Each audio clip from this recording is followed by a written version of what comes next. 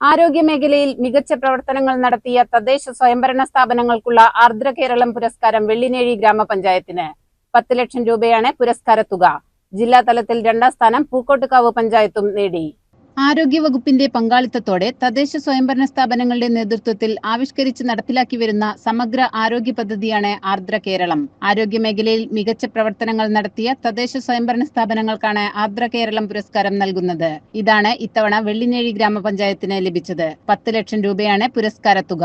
Information Kerala മിഷന്റെ സഹായത്തോടെയാണ് പുരസ്കാരം നൽകുന്നതിനായി പരിഗണിക്കാവുന്ന തദ്ദേശ സ്വയംഭരണ സ്ഥാപനങ്ങളുടെ മുൻഗണനാ പട്ടിക തയ്യാറാക്കിയത്. തദ്ദേശ സ്ഥാപനങ്ങളുടെ ആരോഗ്യമേഖലയിലെ ചെലവുകൾ, സാന്ത്വന പരിചരണ പരിപാടികൾ, കായകൽപ്പ് സ്കോർ, ഹെൽത്ത് ഗ്രാന്റ് വിനിയോഗം, ശുചിത്വം, മാലിന്യ പരിപാലനം, പ്രാണി നിയന്ത്രണം തുടങ്ങിയ നിരവധി ഘടകങ്ങൾ വിലയിരുത്തിയാണ് ഈ പുരസ്കാരം നൽകുന്നത്. ജില്ലാ തലത്തിൽ 2ാം സ്ഥാനം പൂക്കോട്ടുകാവ് പഞ്ചായത്തും നേടി.